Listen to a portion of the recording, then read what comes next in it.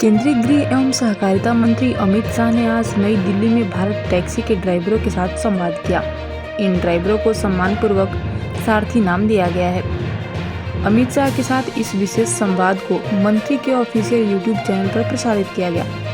इस कार्यक्रम में उन्होंने टैक्सी चालकों के अनुभव सुने, उनकी समस्याएं जानी और सहकारिता आधारित इस नए मोबिलिटी मॉडल के भविष्य के विजन पर चर्चा की। देखिए, अभी आप सहकारिता के कंसेप्ट को समझेंगे तो ये सवाल ही खड़े नहीं होंगे। अमूल क्या है? अमूल में गुजरात की 36 लाख माताएं बहनें सदस्य बनी है, एक कोऑपरेटिव है। और 36 लाख माताओं बहनों ने कितना रुपया रोका है, इसमें इन्वेस्ट कितना किया है मालूम है आपको? सिर्फ 50 रुपया। अब 36 लाख माताओं बहनों ने 50 रुपया इन्वेस्ट कर अमूल बनाई। ये 36 लाख तो एक दिन में नहीं हुआ, धीरे धीरे कर हुआ है। अभी जैसे हमारा 2.5 लाख का रजिस्ट्रेशन हुआ है सारथियों का, तो धीरे धीरे कर 36 लाख हुआ था। अब ये 36 लाख माता बहनों की कोऑपरेटिव 1,25,000 करोड़ का टर्नओवर कर रही थी। मैं गारंटी से कहता हूं, आपके घर में जो दूध का थैली आता है, या तो मदर डेयरी का दूध होगा या अमूल का होगा। बताइए, आप लोग आता है या नहीं आता है? तो 1,25,000 करोड़ में आपका भी इसमें पार्ट है। अब फर्क क्या है प्राइवेट डेयरी और कोऑपरेटिव डेयरी में? प्राइवेट डेयरी और कोऑपरेटिव डेयरी में ये फर्क है कि प्राइवेट डेयरी अगर ये 1,25,000 करोड़ का टर्नओवर करे, करती भी है कुछ डेयरियां, थोड़ा थोड़ा। अमूल जायंट है, मगर 50 करोड़ 25 करोड़ का टर्न, तो उसमें पशुपालक माता के पास पशु का पालन कर दूध निकालकर डेयरी में भरती है, इसको सिर्फ एक निश्चित रकम मिल जाती है।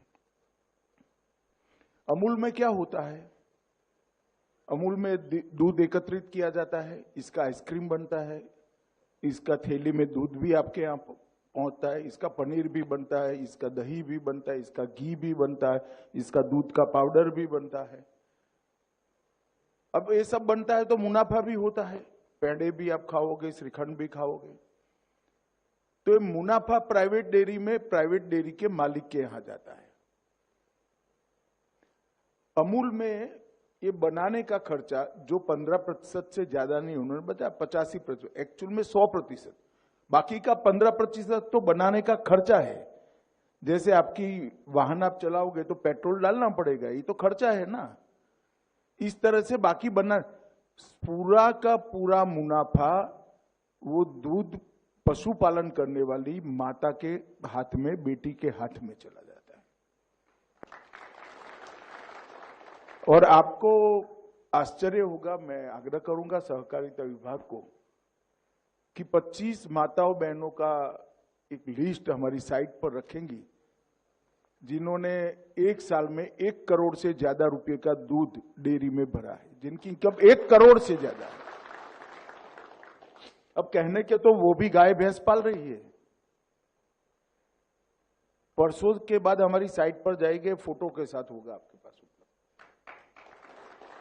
तो ये जो कंसेप्ट है वो ये है कि जो श्रम कर रहा है, जो मेहनत कर रहा है, उसी को मुनाफा मिले, किसी सेठ को न मिले। अब आप भारत टैक्सी का विचार क्यों आया? ये जो आपने कहा ढेर सारी कंप्लेंट्स आती थी, 30% कट जाता था, कोई सर्टेनिटी नहीं थी, कोई सुरक्षा नहीं थी, ब्ला ब्ला ब्ला, जितनी भी कंप्लेंट्स हैं वो, इसका निवारण क्या? वो जो कंपनियां हैं, वो कंपनियां चलाने का उद्देश्य मालिक को धनी बनाना है। मेरी बात सच है या नहीं है? हमारा भी उद्देश्य मालिक को धनी बनाना है। फर्क इतना है कि मालिक आप हो। आप मेरी बात समझ रहे हैं? सिर्फ 500 रुपया आपको इन्वेस्ट करना है। 3 साल के बाद क्या होगा?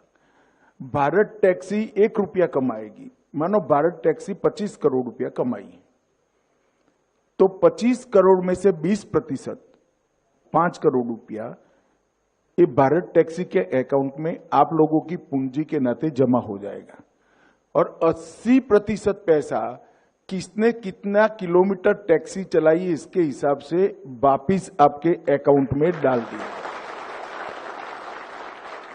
मेरी बात गले उतर रही है ना भैया? तो अभी तो आपको जो निश्चित किराया मिलना ही मिलना है, मगर आप तो मालिक हो भाई, तो मुनाफे में भी आपका हिस्सा होना चाहिए या नहीं होना चाहिए? तो ये हिस्सा आने वाला, मगर पहले 3 साल तक थोड़ा धैर्य रखना पड़ेगा। जैसे एक बच्चा होता है, हम प्यार से लालन पालन करते हैं, करते करते बच्चा 30-40 साल का होता है, हम वृद्ध होते हैं, हमने इसका लालन पालन किया, बाद में वो हमारा लालन पालन करता है। तो पहले